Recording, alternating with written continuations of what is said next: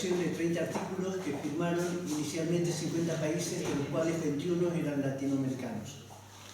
Pero una declaración universal no tiene carácter vinculante, es decir, aquellos estados signatarios que no cumplían con el respeto a esos 30 derechos humanos no podían ser sancionados, porque una declaración es nada más que eso, una expresión de buena voluntad de los diferentes estados. Esto tampoco funciona. Pero sí se escucha muy bien. ¿Lo grabamos? Sí, Vale. Sí, estoy Bien. Junto a las declaraciones existen lo que se llaman convenios, protocolos o pactos internacionales. Fundamentalmente dos. En el 66, el Pacto Internacional de Derechos Civiles y Políticos, basado en la libertad, y el Pacto Internacional de Derechos Económicos, Sociales y Culturales, basado en la igualdad. está aprendiendo recién. Y ahora no se ve. Ahora. Muchas gracias. Entonces, acá tenemos, decíamos, el de civiles y políticos, basados en libertad, derechos económicos, sociales y culturales, basados en la igualdad, y finalmente, los basados en la fraternidad, son lo que hemos dado a llamar derechos de los pueblos. Si bien hay dos pactos internacionales del 66, no hay un pacto internacional que con ese nombre aluda a los derechos de los pueblos. Sin embargo, los dos pactos internacionales antes aludidos tienen 3 artículos comunes que hacen alusión casualmente a los derechos de los pueblos. Esos 3 primeros artículos comunes de los dos pactos civiles y políticos, económicos, sociales y culturales conforman lo que se llaman derechos de los pueblos. ¿Qué vienen a testimoniar estos 3 artículos? Que inicialmente Naciones Unidas intentó reforzar la Declaración Universal del 48 con un único pacto internacional de derechos, tanto civiles y políticos como económicos, sociales y culturales. ¿Qué pasó? La política de bloques entre Estados Unidos y la Unión Soviética hizo que se partiera en dos ese pacto internacional, de tal suerte que Estados Unidos solo estaba dispuesto a ratificar los pactos de derechos civiles y políticos y la Unión Soviética solo los derechos económicos, sociales y culturales. Se reconoce aquella anécdota de un político español que fue a visitarlo en Lenin y le habló de la importancia de la libertad y le preguntó, ¿libertad para qué? Nos basta con los derechos económicos, sociales y culturales. Pues bien, los 3 artículos comunes de esos dos pactos aludidos conforman lo que hemos dado a llamar derechos de los pueblos, que básicamente son 3. Adolfo hablaba de 4, porque él decía soberanía y autodeterminación. Bueno, la autodeterminación es la forma de ejercer soberanía por parte de un pueblo. Por ejemplo, en el caso de los saharauis. Los saharauis se han constituido como República Árabe Saharaui Democrática en el 76, ¿sí? Inmediatamente después que fueron entregados a Marruecos y Mauritania, ejerciendo casualmente su derecho a la autodeterminación.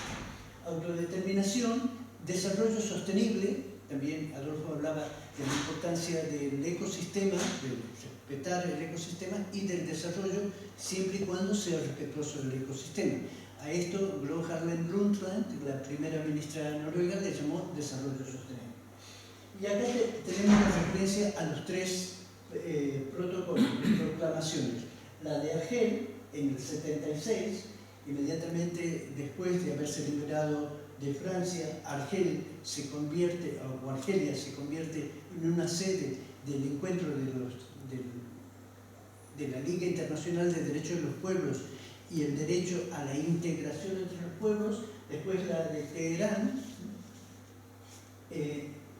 y la segunda conferencia de Naciones Unidas en el 83, que tuvimos la suerte de participar con un grupo de estudiantes de Madrid en en el Instituto de Derechos Humanos, y allí estaba Adolfo, Enrico Bertamenchú, en fin. Y allí también se habló de la importancia de estos 4 derechos. Como consecuencia de esto, en Madrid generamos un equipo con el que trabajábamos el curso sistemático de los derechos humanos, de lo que está tomada esta diapositiva. Vamos a ver si...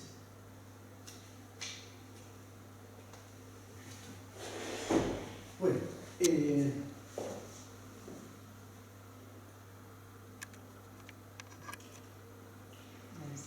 este esquema, ya lo hemos comentado antes, tiene que ver con la importancia de generar un límite a la soberanía de los estados que había planteado Hobbes. Esto lo vino planteando desde Aurelio de Prada, y cómo en el siglo XX se habría dado otra guerra de 30 años que hizo necesaria la creación de Naciones Unidas para que le pusiera límites, ¿no? Esa guerra de 30 años que termina en la Carta de Naciones Unidas del 45 y la Declaración del 48. Sin embargo, ahora estamos asistiendo, con las últimas declaraciones de Trump, a una nueva ruptura de ese techo de racionalidad práctica que son los derechos humanos y los derechos de los pueblos, ante estas bravuconadas tanto de Donald Trump como de Netanyahu. Acá tenemos una declaración de Carla Benedetti, que la toma Ferrajoli al comienzo de su obra Una Constitución Global, dice. Somos las primeras generaciones que viven la perspectiva de una posible extinción de la especie, experiencia jamás vivida, ni elaborada por ningún filósofo, psicólogo, historiador, artista. Parece que uno de los síntomas de esta crisis es la falta escasa conciencia que se tiene de ella.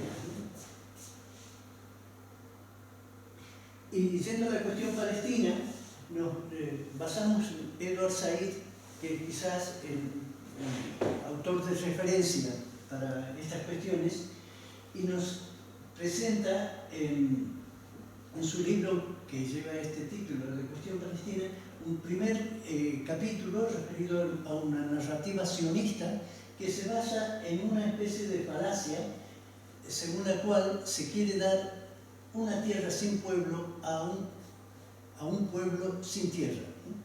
En realidad esa tierra sí que tenía el pueblo, que era el pueblo palestino, y para hacer sostenible esa falacia se apuesta por, de alguna manera, como diría Galeano, ningunear a los palestinos, denigrarlos, considerarlos prácticamente terroristas o, como decían hace poco, animales humanos, ¿no?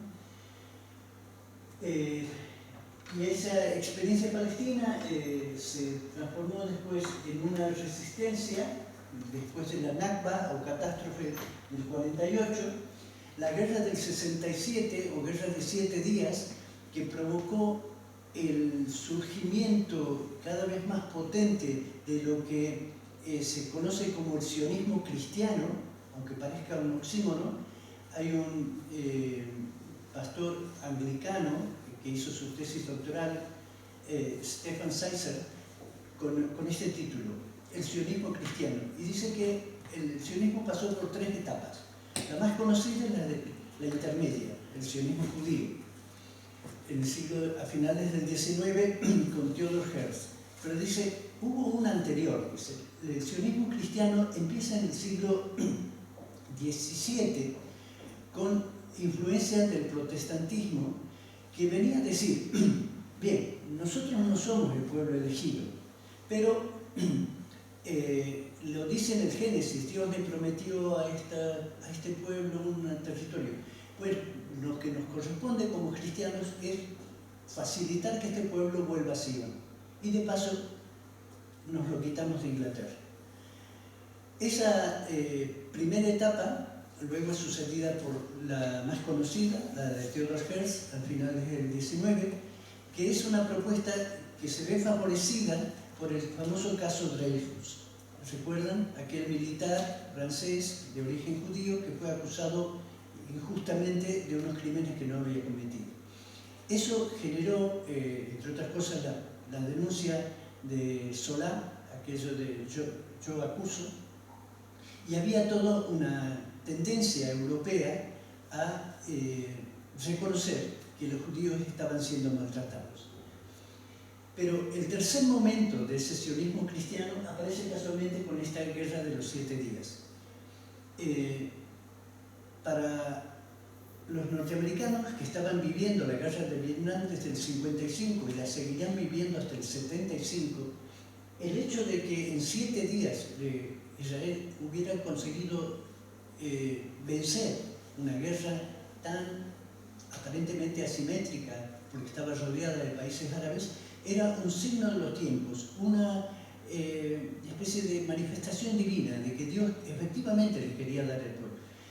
Bueno, este tipo de falacias se usó hasta el hartazgo, según Stefan Seisser, y se consiguieron 100 millones de creyentes en Estados Unidos, que reiteran, bueno, nosotros no seremos el pueblo elegido, pero seríamos el second best. Vamos como aquellos que hacen posible que el pueblo elegido cumpla con la voluntad divina.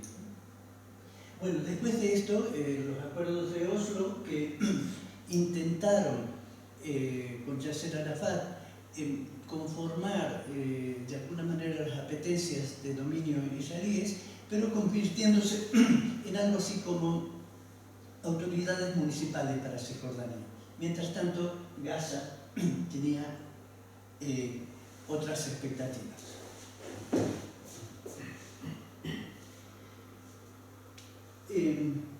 Hacia la solución política nos plantea también Edward Said, reconociendo que hay un problema particularmente grave, porque Estados Unidos es un intermediario deshonesto, se está viendo, es decir, ha colaborado directamente con el genocidio y ahora quiere crear un resort turístico.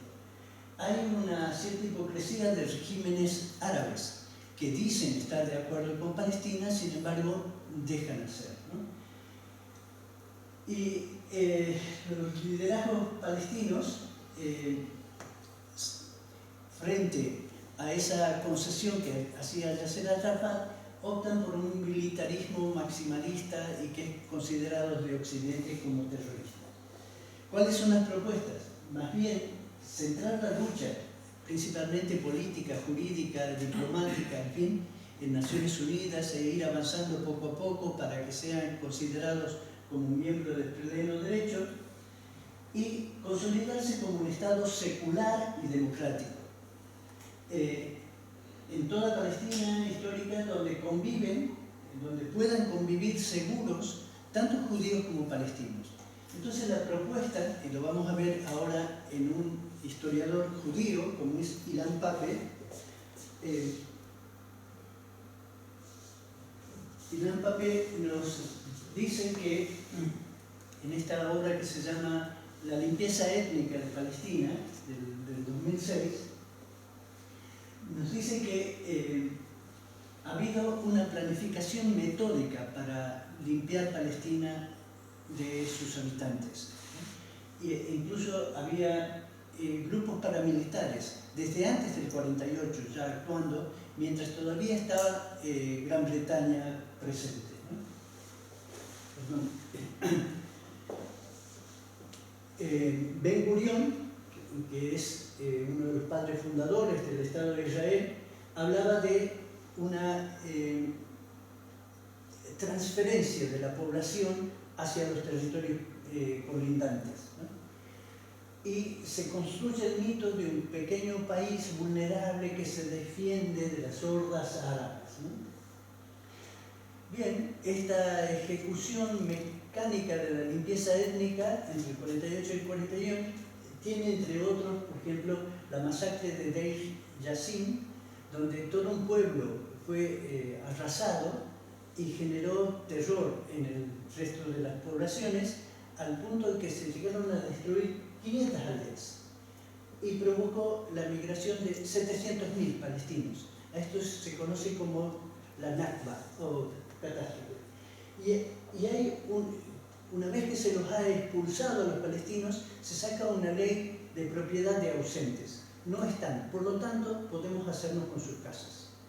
Pese a que todas esas familias palestinas todavía conservan las llaves como la gran promesa o esperanza de poder volver a sus territorios. Entonces, ¿qué es lo que propone Ilan Pappé?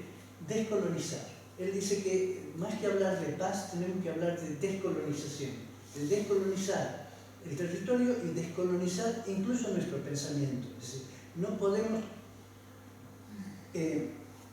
no tomar en cuenta que esa propuesta de los dos estados es como que de alguna manera ya está superada, ¿no? Y hubo tipos de asentamientos coloniales particularmente agresivos, como son los asentamientos o las colonias de colonos que van a quedarse en el territorio y desplazar a las poblaciones originarias. Inmediatamente veremos una diapositiva. Hay un declive de la Pax Americana con la llegada de Donald Trump ya en el 2016 y todavía más ahora en su segunda versión. Los colonizadores de izquierda, aquellos los de los kibbutz, que parecían hippies, en fin, sionistas liberales, perdieron peso en la Knesset, que es en el Congreso de Israel, ¿no? Y nos encontramos con una Palestina de una de las sociedades más jóvenes, donde el 69% de la población tiene menos de 29 años, y la propuesta de descolonizar, dice Ilan Pappé, tiene que venir desde ellos, es una propuesta que tiene que venir desde abajo. Los que tienen el poder no están por la labor, ¿no? Aquí están las propuestas, la distinción entre las dos formas de colonia, ¿no? Las colonias de factorías, donde los colonos van a quedarse con los recursos naturales y se retiran, mientras que las colonias de asentamiento son aquellas en las que los colonos van y van desplazando progresivamente a la población, ¿no? En el primer caso podríamos poner el siglo XVI español, en fin, aunque digamos sería una situación mixta.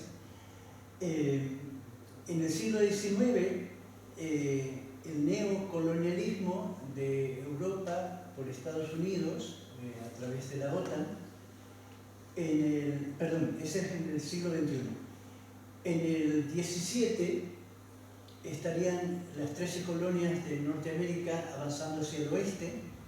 Entre el XVIII y el XIX, en Australia y Nueva Zelanda también se habrían dado este tipo de colonización de colonos, pero en el XX se habían descolonizado, hemos dicho recién, Argelia, Angola, Etiopía, Kenia y Namibia, ¿no? En el siglo XX se consigue superar esa situación de colonización en Sudáfrica, Irlanda y Mozambique, ¿no? Pero esas situaciones de superación es lo que no se han conseguido todavía en Palestina. Acá tenemos un gráfico que nos vienen acompañando. Palestina, inmediatamente cuando se decía que era un territorio sin población, bueno, toda esa población palestina, se presentaban unos 260.000 árabes frente a 6.500 judíos a finales del XIX. En el momento en el centro tenemos la propuesta de los dos estados con una desigual distribución, para menor población israelí, mayor cantidad de territorio unido, mientras que para mayor población palestina, dos territorios separados y de menor cuantía. Por lo tanto, esto provocó esa guerra del 48 en la que Israel terminó provocando la Nakba. Bien, estos son algunos antecedentes de por qué queríamos plantear la cuestión palestina como central, y si las respuestas que hemos hecho en la Plataforma por la Paz resultan favorables, podríamos continuar y con mucha mayor profundidad con dos especialistas en Palestina como son Isaías Barreñada y Sonia Boulas. Sonia Boulas no solo es profesora de Derecho Internacional Público en la Universidad de Nebrija, ella es de origen palestino. Y si llegamos a tener la suerte de traerlos el próximo sábado, sería una primicia, porque yo he estado en dos oportunidades en Somosaguas y Sonia prefirió no participar por temas bueno, que son un poco complejos de explicar. Pero tendríamos la oportunidad de conocerla. Todo depende de que los grupos de Talavera estén dispuestos a abrir la ventana y querer ver qué pasa a nivel global, ¿no? Bien, vamos a parar aquí con esto. Podría abrir un poquito más para desarrollar, pero sabiendo que vienen Isaías y Sonia no hace falta. Y nos vamos a centrar, sí, en la propuesta que hace Gilda Isaac sobre, a propósito de una tesis de Hannah Arendt, de la banalidad del mal, a esta especie de destrucción o agonía del derecho internacional e incluso también del derecho interno, ¿no? Porque lo que está haciendo Trump es no solo desconocer el derecho internacional de los derechos humanos, el sistema de Naciones Unidas, tampoco está respetando el derecho interno de Estados Unidos, porque produce acciones bélicas sin el suficiente consenso de su Congreso, ¿no? Entonces vamos a hacer como hicimos ya en el caso de María Martínez Carmena, que nos envió un audio, escuchar lo que nos ha grabado, acompañado con imágenes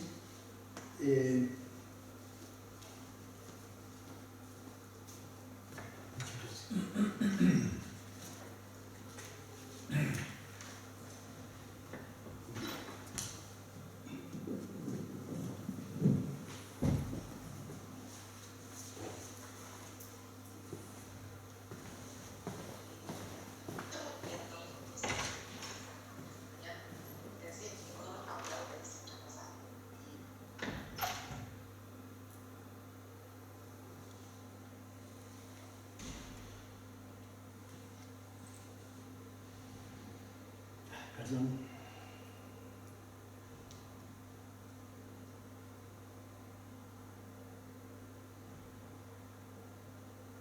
Buen día desde Argentina.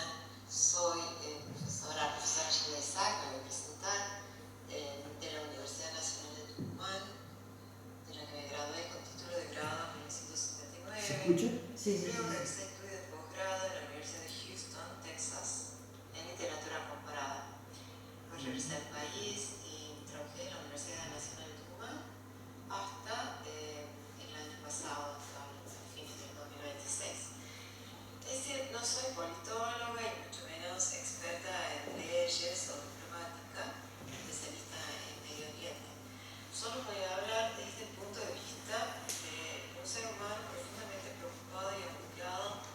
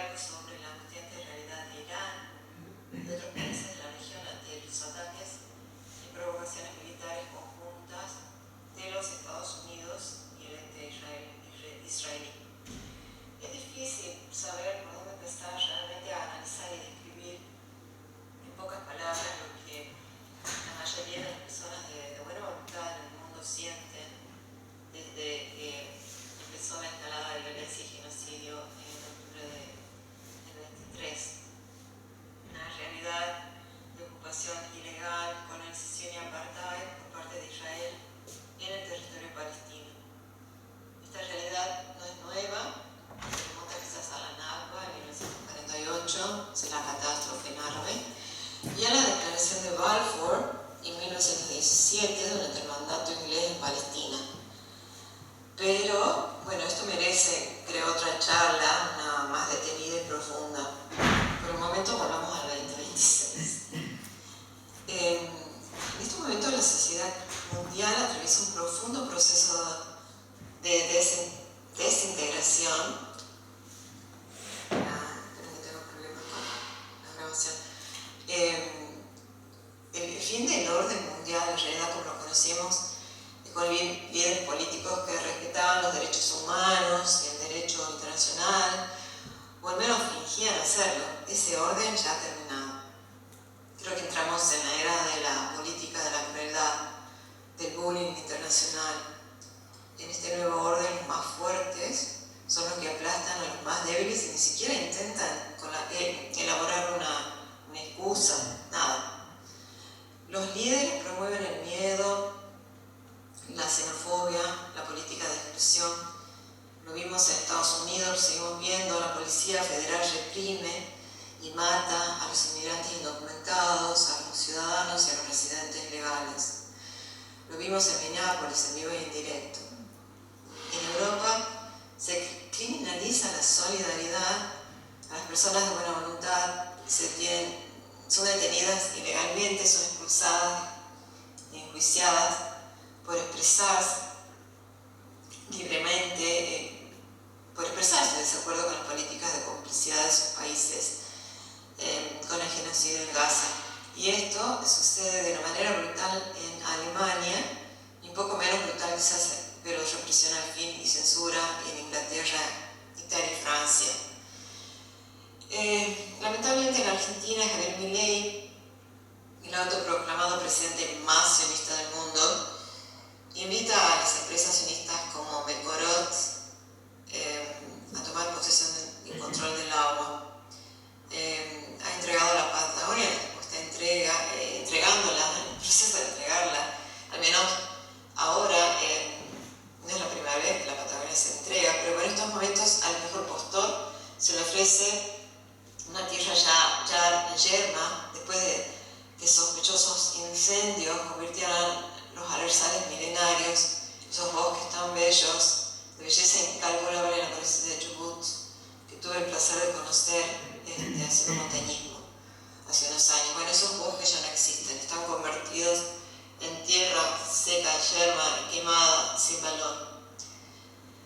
Tenemos un presidente indiferente ante la justicia y el dolor de los trabajadores y los jubilados, que pretende modificar la ley de protección de glaciares también para que de esa manera permita la entrada de las mineras, la explotación minera a cielo abierto en la zona periglacial, una zona extremadamente importante porque es una de las pocas fuentes de agua pura y potable en el mundo. Estoy un poco apurada, pero no quiero quedarme sin tiempo para decir todo lo que quiero decir. Las universidades en estos momentos, los medios hegemónicos de comunicación dejaron de ser espacios para promover la investigación autónoma y el pensamiento crítico, para convertirse en instituciones vacías con un rol servil al imperio estadounidense y al Estado genocida de Israel. El lavado de cerebro de la conciencia pública del genocidio, sobre el genocidio, se realiza a través del énfasis de los medios hegemónicos en el fútbol, en el entretenimiento banal. La inteligencia artificial, las noticias falsas abundan, creando confusión y borrado intencionado de los límites entre la mentira, la ilusión y la realidad. La socióloga argentina Rita Segato ha señalado que Gaza fue en cierta forma una parteaguas, un momento bisagra de la historia, porque a partir del genocidio quedó demostrado que la lucha por los derechos humanos no tiene vigencia y que ahora la ley y las leyes internacionales no tienen el poder